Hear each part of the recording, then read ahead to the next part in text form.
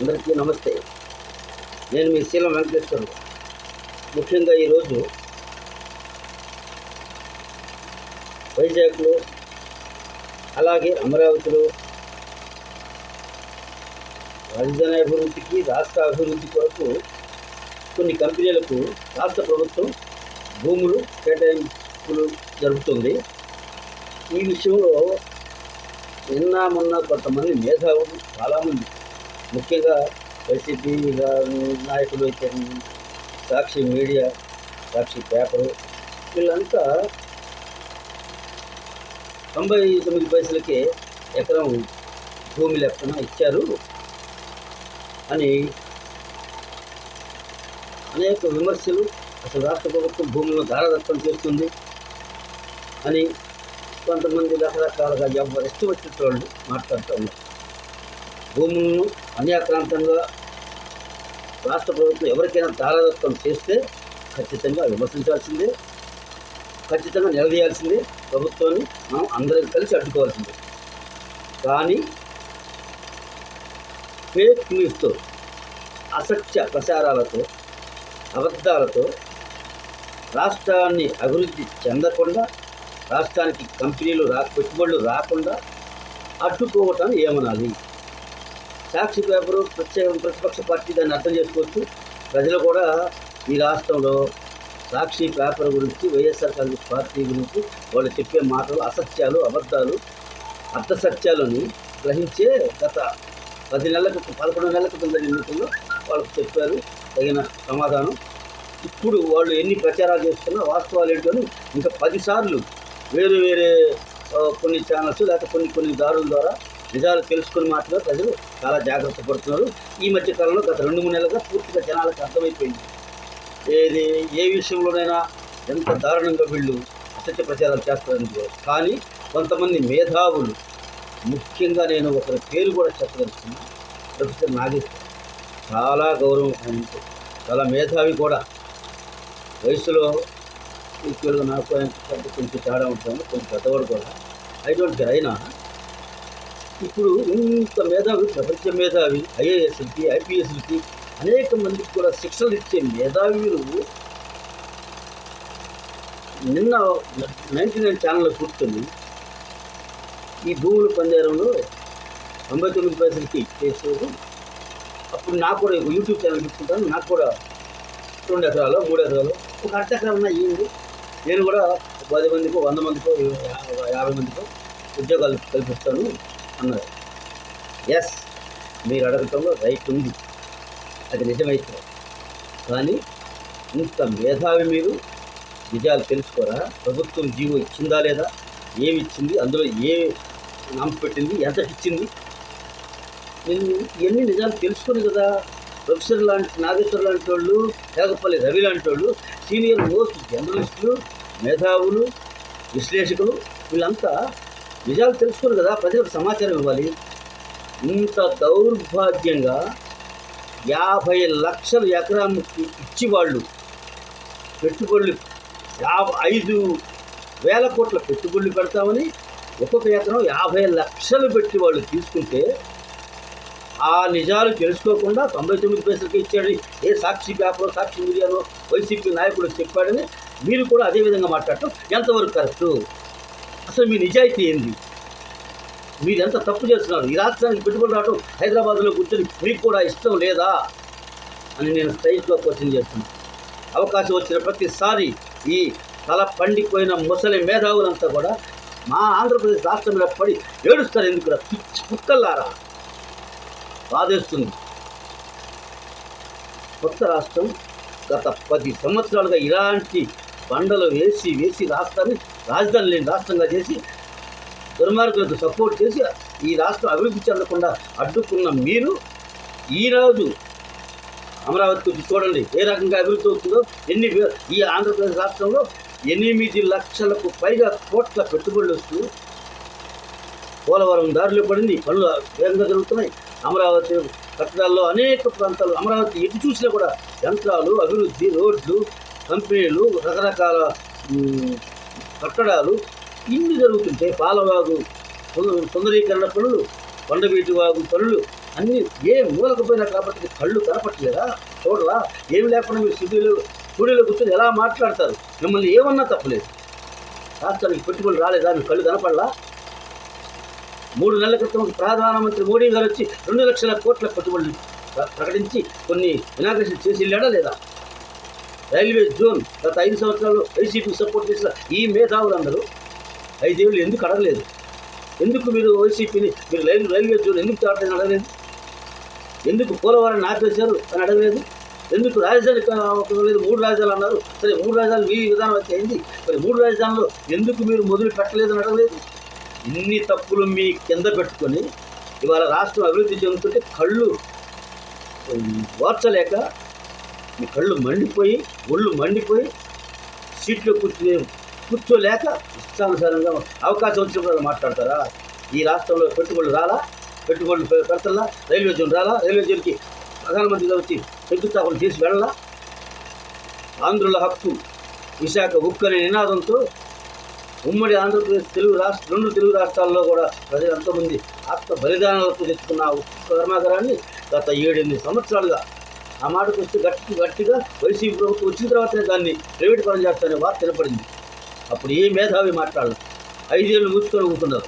కానీ ఆ తర్వాత ఈ ప్రభుత్వం వచ్చిన తర్వాత అక్కడికి విశాఖ ఉక్కు కూడా 11,440 కోట్ల రూపాయలు తెచ్చి దానికి పునర్జీవానికి సహకరించారు కదా ఉమ్మడి ఈ కూటమి ప్రభుత్వం.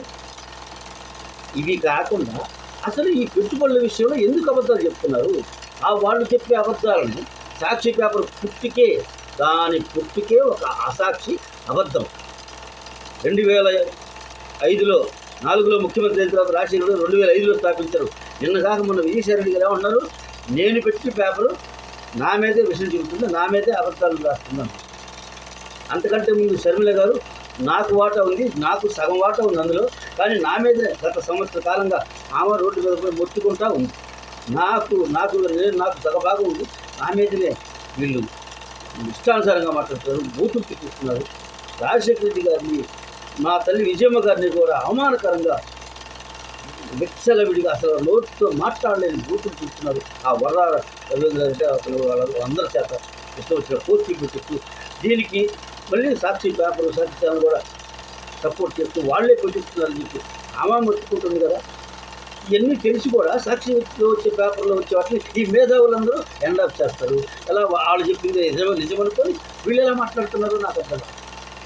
జగపల్లి రవి గారు కూడా ఈ మధ్యకాలంలో గత 6 నెలలుగా నేను వీళ్ళిద్దరిని ఫాలో అవుతున్నారు. ప్రొఫెసర్ నాగేశ్వర్ కలిసిపల్లి గారు కొంచెం వాళ్ళు బ్యాలెన్స్డ్గా అంతకుముందు ఏ విధంగా ఉన్నా సరే వాళ్ళకి నచ్చి ఎలాగైనా వాళ్ళకి నచ్చిన విధంగా చెప్పుకోవచ్చు. కానీ అబద్ధాలను అసత్యాలను చెప్పడంలో మీ ఉద్దేశం ఏంటి? ఆంధ్రప్రదేశ్ బాగుపడటం మీకు ఇష్టం లేదా? ఈ రాష్ట్రం బాగుపడద్దా? ఈ రాష్ట్రానికి ఉద్యోగాలు రావద్దా? ఈ రాష్ట్రానికి కంపెనీలు రావద్దా? ఈ రాష్ట్రానికి రాజధాని వద్దా? పోలవరం కట్టడం వద్దా? రైల్వే జోన్ వద్దా? రైల్వేలో ఎన్ని పెట్టుబడులు వచ్చాయి? ఎన్ని కొత్తగా మళ్ళీ అమరావతిలో రైలుకి 22,000 కోట్లు 2,200 కోట్లు శాంక్షన్ చేసింది. పనులు మొదలవుతున్నాయి. ఆంధ్రప్రదేశ్ అమరావతిలో inner ring road, outer ring రోడ్డుకి కేంద్ర ప్రభుత్వమే వేలాది కోట్ల రూపాయలు మంజూరు చేస్తుంది. అంటే ఈ రాష్ట్రం బాగుపడటం ఇష్టం లేని కొంతమంది కుహనా మేధావులు కూడా కాదు, వారు మేతావులు. గేదెలకి వేస్తాం మేత, ఆ మేత మేసే ఆవులీళ్ళు. అందుకే ఈ రాష్ట్రం మీద, ఈ అమరావతి మీద, పోలవరం మీద, అయితే విశాఖ మీద అనేక రకమైన ఇబ్బందులు సృష్టించాలని, ఈ రాష్ట్రానికి పెట్టుబడులు రాకూడదని ఈ ఇష్టానుసారంగా మాట్లాడుతుంటే ఈ ఆంధ్రప్రదేశ్లో ఉన్న ప్రతి పౌరుడికి కడుపు రగిలిపోతుంది. నేను జాతీయ చేతి వృత్తుల ఐక్య వేదిక పార్టీ రాష్ట్ర అధ్యక్షుడిని. నా పార్టీయే నాకు ముఖ్యం అనుకుంటాను, కానీ ముందు నా రాష్ట్రం ముఖ్యం, నా రాష్ట్ర భవిష్యత్తు ముఖ్యం, ఈ రాష్ట్ర ప్రజల బాగోగులు ముఖ్యం, ఈ రాష్ట్ర యువతకి ఉద్యోగ ఉపాధి అవకాశాలు రావటం ముఖ్యం. ఈ రాష్ట్రం అభివృద్ధి చెందాలంటే ఈ రాష్ట్రానికి కూడా గర్వంగా కాలరెగరెత్తుకునే మంచి రాజధాని కావాలి, ఇంటర్నేషనల్ ఎయిర్పోర్ట్ కావాలి. ఎందుకొద్దు? ఎయిర్పోర్ట్కి ఇప్పుడే భూములు ఎందుకు అంటే భూములకు తీసుకునే దానిలో ఉన్నారు లోపాలు ఉంటే ఖచ్చితంగా అందరం విమర్శిస్తాం. కానీ ఇంటర్నేషనల్ ఎయిర్పోర్ట్ కావాలనుకోవటం తప్ప, ఒక మంచి రాజధాని కావాలనుకోవడం తప్ప, రాజధాని ఉంటేనే కదా. ఇప్పుడు హైదరాబాద్ రాజధాని ఉంది కాబట్టి తెలంగాణలో ఎన్ని అప్పులైనా కేసీఆర్ వచ్చాక 8 లక్షల కోట్లు 6 లక్షల కోట్లు అప్పులు చేసినా కూడా ఆ రాష్ట్రం నిలబడగలుగుతుందంటే హైదరాబాదు ఎక్కువ అక్కడున్న పెట్టుబడులు, అక్కడున్న ఆదాయం తెలంగాణ మొత్తంలో 60 నుంచి 70% ఆదాయం హైదరాబాద్ నుంచి వస్తుంది. కాబట్టి మిగతా ప్రాంతాలకన్నిటికీ పథకాలు కావచ్చు, రైతులకు కావచ్చు, కూలీలకు కావచ్చు, ప్రజలకు కావచ్చు, అనేకమైన సంక్షేమ అభివృద్ధి కార్యక్రమాలు చేయడానికి వెసులుబాటు ఉంది హైదరాబాద్కి. ఈ రాష్ట్రానికి రాజధాని లేకుండా చేస్తే మరి ఏం చేయాలి ఈ రాష్ట్ర ప్రజలు? మళ్ళీ ఈ రాష్ట్రం వదిలిపెట్టి పక్క రాష్ట్రాలకు పరిగెత్తాలా? ప్రతి విషయంలోనూ అవకాశం లేక ప్రజలు కూడా గత ప్రభుత్వంలో అన్యాయం అయితే ప్రజలు కూడా తెలియకుండా ఓట్లు వేసి గత ప్రభుత్వానికి గెలిపించి, అంటే గత ప్రభుత్వాన్ని కూడా నేను విమర్శించడం కారణం ఏంటంటే సంక్షేమ పథకాలు ఇచ్చారు కానీ అవి ప్రజలు బాగుపడతాయా? లేదు. అభివృద్ధి ఉంటేనే కదా ఈ రాష్ట్రం బాగుపడేది. మంచి చదువుకోవాలన్నా, మంచి ఉద్యోగాలు రావాలంటే అసలు ఎక్కడికి వెళ్ళాలి? ఈ రాష్ట్రంలో కంపెనీలు లేకుండా గత ప్రభుత్వం చూశాను కదా. అసలు కొత్త కంపెనీలు తేవటం పక్కన పెడదాం, ఉన్న కంపెనీలు కూడా తరివేసింది కదా. కియా మోటార్ కంపెనీ చంద్రబాబు తీసుకొస్తే దానికి అనుబంధ కంపెనీలు 7 కంపెనీలు రావాలి ఈ రాష్ట్రానికి, అదే కరువు ప్రాంతమైన అనంతపురానికి. కానీ అవేవి రాకుండా అప్పట్లో ఉన్న స్థానిక ఎంపీ గోరంట్ల మాధవ్ వాళ్ళ మీద ఖర్చు చూపించి బుల్లెట్ చూపించి గను చూపించి నాకు వాటా ఇస్తేనే, లేదంటే మీ కంపెనీ రానియని చెప్పంటే వాళ్ళు పక్క రాష్ట్రంలో పెట్టుకొని మెటీరియల్ తెచ్చుకుంటున్నారు. మళ్ళీ ఇప్పుడు చంద్రబాబు వచ్చారు కాబట్టి మళ్ళీ ఎన్ని కూడా తెస్తే తెస్తాడేమో చూద్దాం, వెయిట్ చేస్తాం. మనం చూసాంగా. అలాగే అమర్ రాజా బ్యాటరీని ఏ రకంగా తరివేశారు.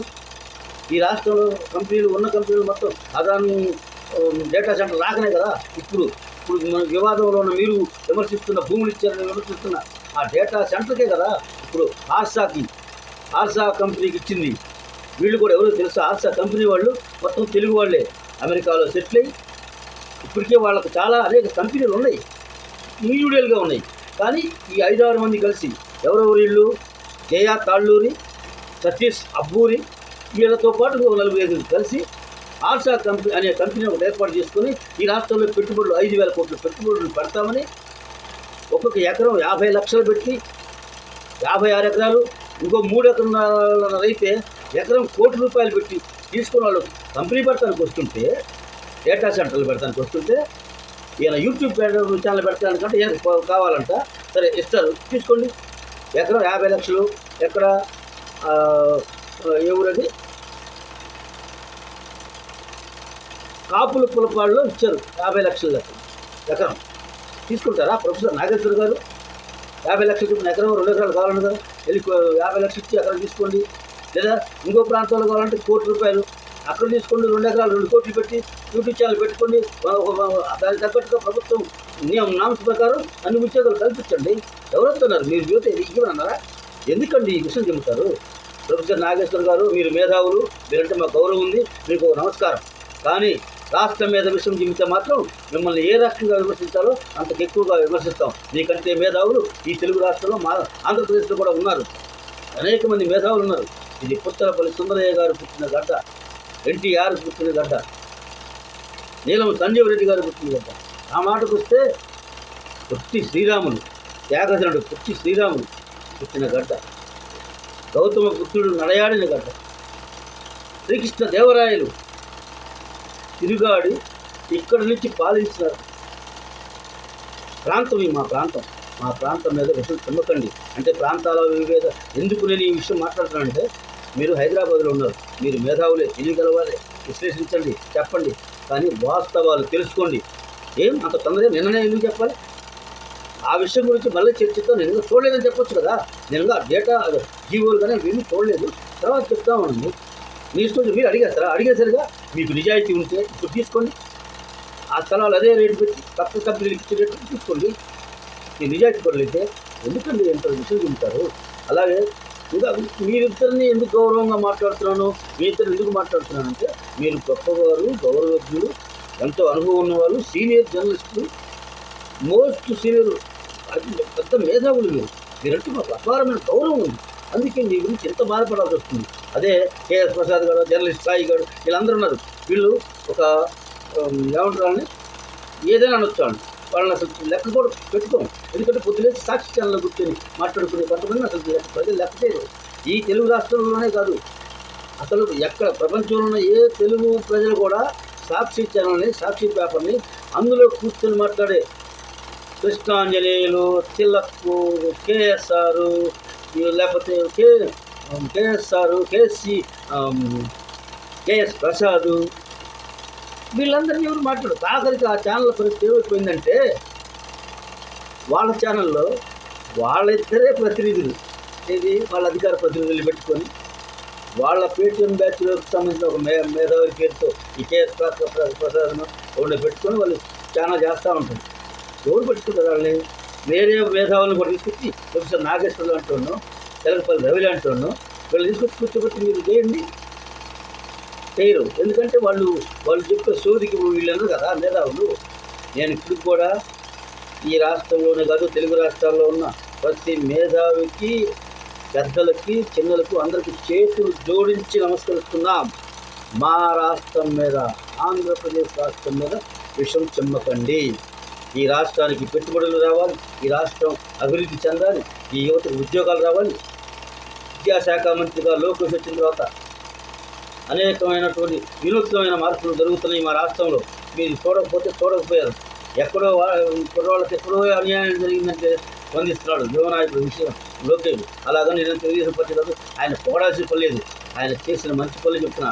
జగన్మోహన్ రెడ్డి మంచి పనులు చేస్తే జగన్మోహన్ రెడ్డి పలానా మంచి పని చేశాడని కూడా చెప్పాం. పాలాభిషేకాలు చేశాం, ఆయన ఫోటోకి దండలు వేసాం, ఫ్లెక్సీలు వేసాం. ఎందుకు వేసాం? పేదలకి, మా బీసీ కులాలకి న్యాయం జరుగుతూ ఉన్న ఆశతో మొదటి 2-3 సంవత్సరాలు చేశాం. తర్వాత కదా అర్థమైంది, ఓహో ఇదంతా ఓట్ల రాజకీయం తప్ప అభివృద్ధి లేదు, సంక్షేమం లేదు. మా పిల్లలకు చదువులు కూడా ఆఖరికి ఏదో నాడు నేడని పెట్టి చదువుల్లో మోసం. 4-5 స్కూళ్ళు క్లబ్ చేస్తారండి ఎవరన్నా?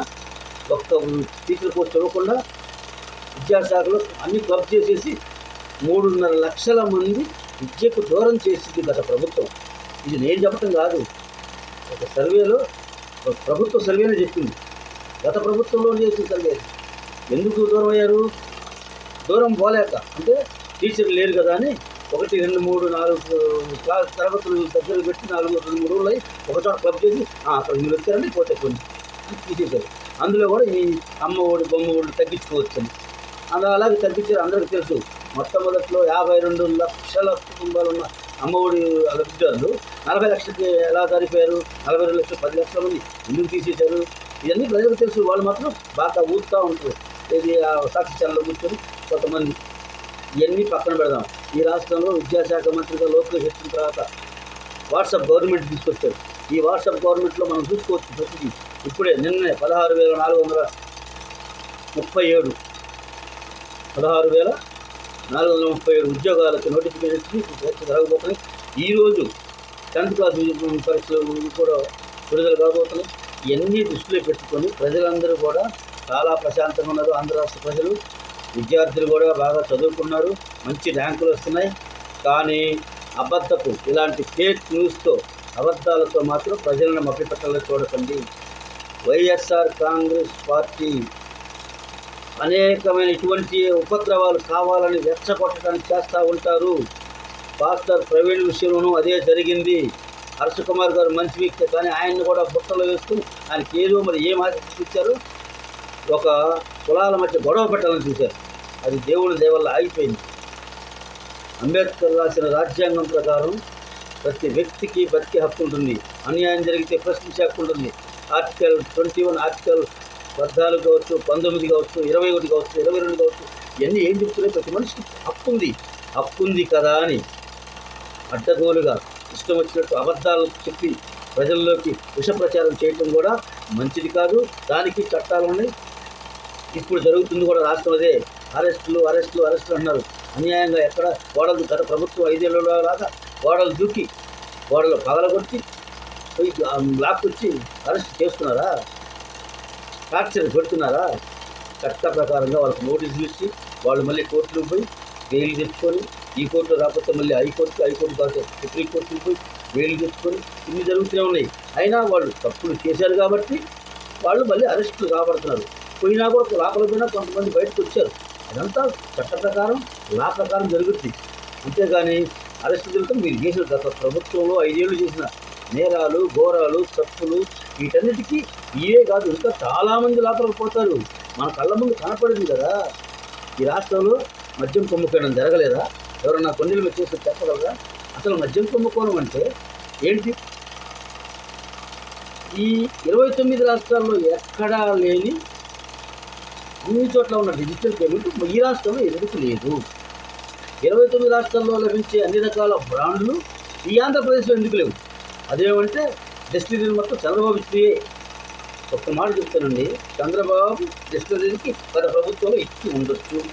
కానీ ఆ వాహనాలు కాదుగా తయారు చేసిన మద్యాన్ని వాళ్ళు జీవోహెచ్ గారు తీసుకొచ్చింది అని మీరు వచ్చిన తర్వాత మీరు మద్య సిస్టమ్ ప్రకారం మేము ఇదిగో మాకు ఈ బ్రాండ్లే కావాలి, ఆ బ్రాండ్ల మొత్తం వద్దు అని చెప్పి మీరు తీసిస్తే వెళ్ళిపోయారు. అది కూడా దానిలో కూడా ఇంకొక దారుణమైన విషయం అవుతుంది, ప్రజలకు తెలియాలి.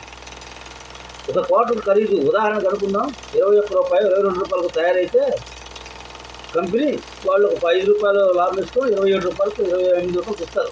కానీ ఈ రాష్ట్ర ప్రభుత్వం ఆ పాత డిస్టరీలకు ఏం చెప్పింది? మీకు 26 రూపాయలు తయారైతే 25 చేస్తాం, 12కి వేస్తాం, మాకు లేదు, మాకు 16 రూపాయలకి ఇవ్వండి అంటే ఎవరైనా తయారు చేయగలుగుతారా? 30 రూపాయలు వస్తువుని 15 రూపాయలు సగం రేటు చేయమంటే చేయగలుగుతారా? మాకు వద్దు బాబు అని దండం పెట్టి పక్కన తప్పుకుంటే కొంతమందిని బెదిరించి, కొంతమంది ఈ రకంగా బ్లాక్మెయిల్ చేసి బెదిరించి ఇటువంటి సత్యదూరమైనటువంటి ఇంత ఖర్చు ఏదైనా తెలుసుకొని మాకు కావాలని చెప్పడితే ఏం చేయలేక వాళ్ళు ఇచ్చి వెళ్ళిపోయారు.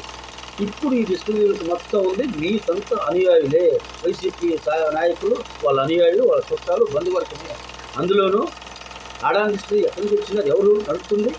ఈ కసిరెడ్డి రాజశేఖర్, ఈ కేసిరెడ్డి కసిరెడ్డి అనేవాళ్ళు కేసిరెడ్డి పేరు చెప్పాడు కాబట్టి ఈ కేసిరెడ్డి అసలు ఎక్కడి నుంచి వచ్చాడు?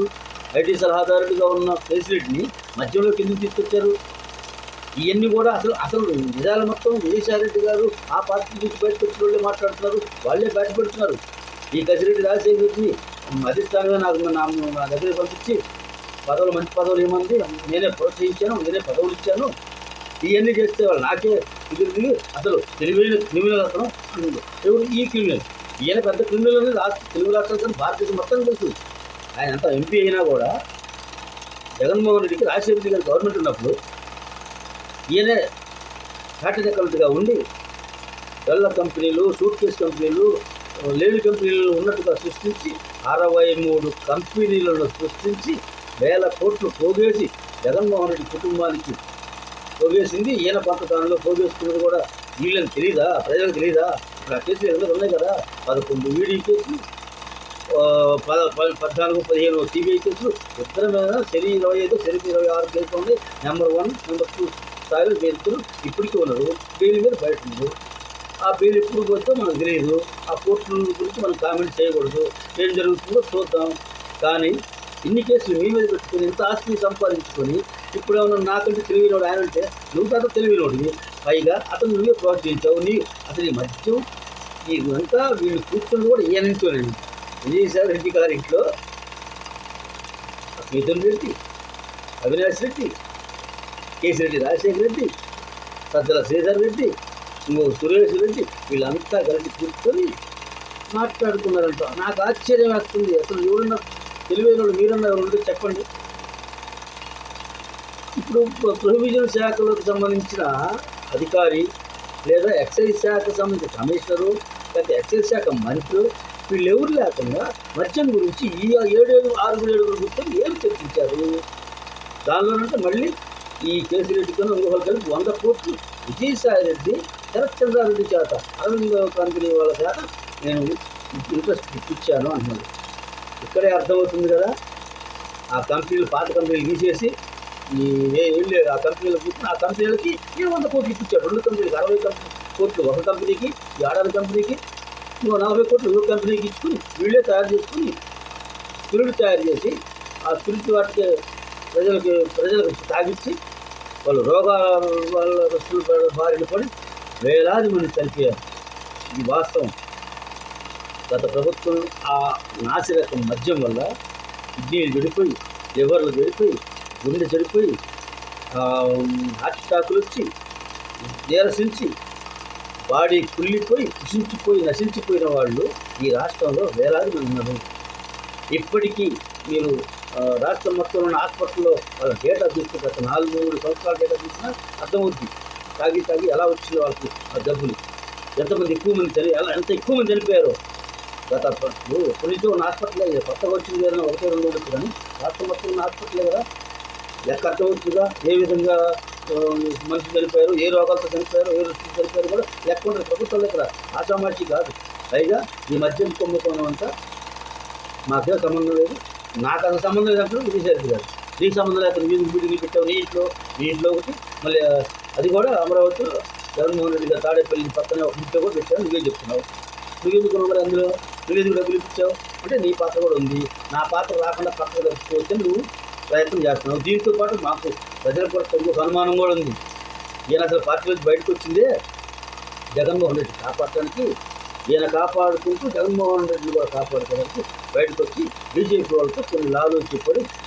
త్వరలోనే బీజేపీలో కూడా చేరతాడు, అందుకే రాజీనామా చేశాడు. ఎంపీ పదవి కూడా రాజీనామా చేసింది. కాకపోతే ఇంకొక సంవత్సరాలకు 6 నెలలకు, నెలకు, 2 నెలలకు బీజేపీలో కూడా చేరతారని వార్తలు వస్తున్నాయి. చాలామంది మీ అనుయాయులు, గత మీ మిత్రులు, సన్నిహితులు కూడా చెప్తున్నారు పబ్లిక్గానే ఖచ్చితంగా బీజేపీకి చేరతారు. చేరితే చేరండి, ఇష్టం. ఈ రాజకీయాలు ఎవరైతే ఇష్టం లేదు, అవసరం లేదు. కానీ ఈ రాష్ట్ర సంపద దోపిడీ చేయబడింది. ఈ రాష్ట్ర ప్రజల హక్కులు హరించబడ్డాయి. ఈ రాష్ట్ర ప్రజలు గవర్నమెంట్ ఎన్నుకుంటే వాళ్ళు ఆరోగ్యాలను కాపాడుతారనుకున్నారు, కానీ ఈ రకమైన నాశన రకం పోసి ప్రజల కావులకు కూడా వీళ్ళే కారకులు అవుతారని అనుకోరా. ఎంత జరిగినా కూడా మళ్ళీ మధ్య కుంభకంలో మాకేం తెలియదు. అదే కాకుండా ఐపీఎస్, ఐఏఎస్లు ఏ రకంగా వాడుకున్నారో నిన్ననే ఆంజనేయులు గారు మాజీ ఇంటెలిజెన్స్ డీజీకి అరెస్ట్ అయ్యారు. ఆయన, విశాల్ గున్ని, కాంతిరాణా టాటా, వీళ్ళు ముగ్గురు కలిసి ఎవరో ఒక పెద్ద పారిశ్రామికవేత్తను కాపాడాలని జగన్మోహన్ రెడ్డి గారు సీఎంఈఓ ఆదేశిస్తే ఈ మన టీఎస్ఆర్ ఆంజనేయులు గారు విశాల్ గున్నికి చెప్పి ఆమెను తీసుకురావడం పథకం పంపిస్తే, అదేంటంటే నేను పోతాను విశాఖని ట్రాన్స్ఫర్ చేశాను, విశాఖ పోవాలంటే నువ్వు ఈ టార్గెట్ పూర్తి చేస్తే తర్వాత ఎందుకు నువ్వు అని చెప్పి ఆయన నాటి ఆయన ఈలోపు విశాఖ సిపిగా ఉన్న ఈ కాంతిరాణా టాటా గారు వాళ్ళ కానిస్టేబుల్ ఆ స్టేషన్ నుంచి 2 రోజులు ముందుగానే ఎఫ్ఐఆర్ నమోదు కావడానికి 2 రోజులు ముందుగానే విమానం టికెట్లు వేసి వాళ్ళకి పంపించి ఆమెను ఎక్కడ ఉన్నామని తీసుకొచ్చి ఇక్కడ బంధించి, అది కూడా ఒక మహిళా కానిస్టేబుల్స్ కూడా అసలు ఎక్కడ పెట్టారో కూడా తెలియకుండా వాళ్ళ తండ్రి కూడా తీసుకొచ్చి నిర్బంధిస్తారా. ఆయన కూడా పాపం రిటైర్డ్ ఆర్మీ అనుకుంటాను బహుశా. వాళ్ళ తల్లి గారు కూడా ఏదో పెద్ద బ్యాంకులో ఉద్యోగం చేసి రిటైర్ అయింది. మంచి ఫ్యామిలీ, చదువుకున్న family, graduate family, royal family ఒక రకంగా చెప్పాలంటే. ఈ అమ్మాయి కూడా చదువుకున్నది. కాకపోతే నాకు ఏదో కళ మీద అభిమానంతో ఆర్టిస్ట్గా కావాలని జూనియర్ ఆర్టిస్ట్గా, అది కాకుండా అందాల పోటీలో కూడా ఏదో పాల్గొన్నట్టుగా కూడా స్టోరీలు చూసాం మనం. అటువంటి మంచిగా తీసుకొచ్చి నిర్బంధించి ఒక మహిళని 40 రోజులు కాబట్టి ఎందుకు నిర్బంధించారో కూడా కారణం కూడా చెప్పారు. ఎవరు చెప్పారు? ఈ పోలీస్ అధికారి అప్పట్లో విశాల్ గుండి గారే సగం చెప్పాడు. ఇంకొక సగం చెప్పారు కుక్కల విద్యాసాగర్ అని మీ పార్టీ కార్యకర్త చేత. భూమి లేదు, ఆమె అన్యాయంగా నా భూమి లేకపోతే అసలు ఆమెకు బెంగళూరులో నాకు ఇక్కడ భూమి సంబంధం ఏంది అంటే ఫేక్ డాక్యుమెంట్ సృష్టించి ఆమె నా భూమిని లేకుండాదని చెప్పి కేసు పెట్టించారు. ఎట్లా ఆమె భూమి ఏమో కేసు పెట్టి వీళ్ళందరూ చేసిందన్నా 2022 అయితే 2018లో ఎప్పుడో కొనుక్కున్న భూమికి ఆధార్ కాగితాలు తీసుకొచ్చి చూపిస్తాడు కుక్కల విద్యాసాగర్. అసలు ఆమె మీద ఉన్న ఆమె తర్వాత ఇప్పుడు 2022 కొనుక్కుంది. 2018లోనే ఆమె అంతా వీళ్ళకి ఆ భూమి మార్చుకోవడానికి తాకట్టు పెట్టినది. అసలు అర్థం కాని భాషలు, వీళ్ళ ఎత్తులకు పై ఎత్తులు ప్రజలకి అర్థం కావట్లేదు. అంటే ఒక పారిశ్రామికవేత్తను కాపాడమని ఆయన ఏదో జగన్మోహన్ రెడ్డి గారు చెప్పారని, జగన్మోహన్ రెడ్డి గారు ఏమో సిపి ఆంజనేయులు గారికి ఆర్డర్ చేశాడని, సిపి ఆంజనేయులు గారు ఏమన్నా విశాల్ గున్నిని, కాంతిరాణా టాటాని నియమించి తీసుకురమ్మని చెప్పి నాకు గందరగోళం చేశారు. అయిపోయింది, ఆయన అరెస్ట్ అయ్యారు. మిగతా ఇద్దరు సస్పెండ్ అయ్యారు. ఈ కేసులు మేము ఎవ్వరికి దొరకకుండా తెలివిగా చేసామనుకుంటున్నారు. తెలుస్తాయి, తెలియకుండా ఉండవు. డిజిటల్ పేమెంట్ వాడలేదు కాబట్టి మద్యం కొనుక్కోవడం బయటికి కాదు అనుకున్నారు. ఎందుకు రాదు? మద్యం డిస్టిలరీలో కరెంటు మీటర్లు ఉంటాయిగా, మనం ఇంచుకున్నట్టుగానే ఆ కరెంటు మీటర్లో ఎంత వాడింది తెలియదా? బయటికి రాదా? ఎంతెంత కట్టారు నెలకి వీళ్ళు కరెంటు బిల్లు, అంటే ఎన్ని డిస్టిలరీలు వాడారు, ఎంత మద్యం తయారు చేశారు, ఎంత చూపించారు, లెక్కలు ఎంత చూపించారు, చూపించిన మద్యం ఎంత ఉందో తీస్తే మొత్తం బ్రహ్మాండం వస్తుంది. గూగుల్ టేక్ ఉంది, ఇప్పుడు కొత్తగా ఇది కూడా వస్తుంది, ఆర్టిఫిషియల్ ఇంటెలిజెన్స్ AI. దాన్ని పట్టుకుని ప్రతి ఒక్కటి తప్పు చేసిన వాడు ఎవ్వడు కూడా తప్పించుకోలేరు. చట్టం చేతులు చాలా పెద్దవి మనం అనుకుంటాం. జగన్మోహన్ రెడ్డి గారు ఇప్పుడు ఎట్టున్నారా ఎన్నాళ్ళు ఇన్ని చెబుతున్నావు కదా అంటారేమో. దానికి రాజకీయమైన ఒక అంశం ఉంది. బీజేపీని జగన్మోహన్ రెడ్డి గారిని కాపాడుతుంది. ఎన్నాళ్ళు అధికారంలో పార్టీ కాపాడుతుందో చూద్దాం. అంతకుముందు కాంగ్రెస్ పార్టీలో ఉంది కాబట్టి కాంగ్రెస్ పార్టీలో ఉండే ఆయన చేశారు కాబట్టి, రాజశేఖర్ గారు తండ్రి ముఖ్యమంత్రిగా ఉంది కాబట్టి ఆ 5-10 ఏళ్ళు వాళ్ళు కాపాడితే, ఈ ప్రభుత్వం వచ్చి 15 ఏళ్ళు నుంచి కూడా ఈ ప్రభుత్వం కాపాడుతుంది. ఆయన ప్రతిపక్షంలో ఉన్నప్పుడు ఆయనకి 7-8 ఎంపీలు ఉన్నారు, రాజ్యసభ సభ్యులు 1 ఉన్నారు. ఇప్పుడు అధికారంలోకి వచ్చాక మాత్రం వాళ్ళే 30 మంది దాకా వాళ్ళు వీళ్ళు కలిసి 30 మంది ఆ ప్రభుత్వానికి బూరిగం చేశారు. వైసీపీ ప్రభుత్వం కేంద్ర ప్రభుత్వానికి అందుకని కాపాడారు. ఇప్పటికి కూడా 4 ఎంపీలు, 5-6 రాజ్యసభ సభ్యులు ఉన్నారు. వాళ్ళని కూడా వాళ్ళు అడగకుండానే వీళ్ళు వాళ్ళ సపోర్ట్ చేస్తూ ఉంటారు. ఇంత రాజకీయం ఇవి తెలుసుకోవాలంటే ప్రజలే తెలుసుకుని ఆ 10 సీట్లు, 1 సీటు, 2 సీట్లు కూడా రాకుండా చేస్తే అప్పుడు ఈ కేసులు బయటపడతాయి. సామాన్యులు ఏదైనా చిన్న తప్పు పలో ఒక తప్పుడు మాత్రం మాట్లాడితే ఇమీడియట్గా పోలీసులు పరిగెత్తుకుంటూ వచ్చి తీసుకెళ్ళి స్టేషన్లో పెట్టి కేసు కడతారే. అరే బెయిల్ మీద ఉన్న వ్యక్తి 12-13 ఏళ్ళుగా బెయిల్ మీద. సుప్రీంకోర్టు చెప్పింది కదా 43,000 కోట్ల రూపాయలు అవినీతి జరిగిందని. సుప్రీంకోర్టులో అఫిడవిట్లు ఉన్నాయి కదా, CBI అఫిడవిట్లు. దానికి కూడా అప్పట్లో సుప్రీంకోర్టు ఏం కామెంట్ చేస్తుంది? ఒక హంతకుడి కంటే, ఒక దొంగ కంటే కూడా ఈ వైట్ కాలర్ నేరాలు చాలా ప్రమాదకరమైనవి. దొంగతనం జరిగితే ఒక ఇంట్లో ఆ కుటుంబమే నష్టపోయింది. ఒక మనిషిని హత్య చేస్తే ఆ కుటుంబం నష్టపోయింది. కానీ వీళ్ళు చేసే నేరాలు, వీళ్ళు చేసే అవినీతి వల్ల వేలాది మంది కుటుంబాలు, రాష్ట్రాలు, రాష్ట్ర ప్రభుత్వాలు, ప్రపంచం మొత్తం నాశనం అయిపోయింది. అందరూ నష్టపోతారు. రాష్ట్రంలో ఉన్న ప్రజలందరూ నష్టపోతారు వాళ్ళ అవినీతి వల్ల. అన్నిటికంటే పెద్ద తప్పు ఇది వైట్ కాలర్ నేరగాళ్లే, వీళ్ళని శిక్షించాలి అని చెప్పింది. కానీ ఏం చేశారు? సుప్రీంకోర్టు చెప్తుంది, కానీ రాష్ట్ర ప్రభుత్వం కదా, పాలించే నాయకులు కదా. చట్టాలు తయారు చేసింది ఎవరు? వీళ్ళే, రాజకీయ నాయకులు. పొలిటికల్గా ఉన్నటువంటి వింగ్ చాలా గొప్పది. అందుకే కదా పొలిటికల్గా మొన్న సుప్రీంకోర్టు మీద వ్యాఖ్యలు చేశారు కదా 2 ఎంపీలు, బీజేపీ ఎంపీలు. ఏమని? ఉపరాష్ట్రపతిగా ఉన్న ధనఖడ్ గారు సుప్రీంకోర్టు ప్రభుత్వాన్ని శాసిస్తుంది, అది మంచిది కాదని చెప్పారు ఆయన. మరి సుప్రీంకోర్టు అయితే 2 పక్కల లోపాలు ఉన్నాయి కాబట్టి ఏం మాట్లాడాలో మీలాంటి వాళ్ళకి మాలాంటి వాళ్ళకి చెప్పాలి. సామాన్యులు కూడా అర్థం కావట్లేదు. సుప్రీంకోర్టులో ఉన్న జడ్జి ఇంట్లో కోట్లాది రూపాయలు బయటపడ్డాయి. అది ఏమైంది? దానికి కేసు పెట్టారా లేదా? ఈ దేశ ప్రజలకు తెలియదు. మరి ఏమనాలి? సుప్రీంకోర్టు మీద విమర్శ చేసి వినాయకుడు కేసులు పెట్టారు. మొన్న పెట్టారు కూడా మీరు పేపర్లో చూశారు. అది కూడా ఏదో ఒకటి కన్ఫ్యూజన్ తేండి. సుప్రీంకోర్టు జడ్జిలో దొరికిన డబ్బు విషయం తేలాలి, అది కేసు పెట్టాలి. ఈ 2 ఎంపీల మీద కేసు పెట్టాలి. ఎవరికి తగ్గట్టుగా వాళ్ళకి చెక్ అండ్ బ్యాలెన్స్ ఉన్నాయి. చట్టానికి సుప్రీంకోర్టుకు కావాల్సిన సుప్రీంకోర్టు కోరిక ఒకటి, ప్రభుత్వాలకి ఎంతవరకు వాళ్ళు మాట్లాడవో ఎంతవరకు వాళ్ళు చేయగలగలో చట్టాలు వాళ్ళకి కొన్ని చెక్ అండ్ బ్యాలెన్స్ ఉన్నాయి.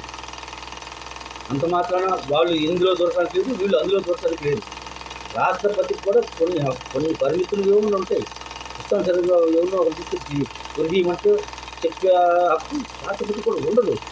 అందుకే మహానుభావుడు, దేవుడు లాంటి వ్యక్తి బాబాసాహెబ్ అంబేద్కర్ గారు రాసిన రాజ్యాంగం అంత గొప్పది.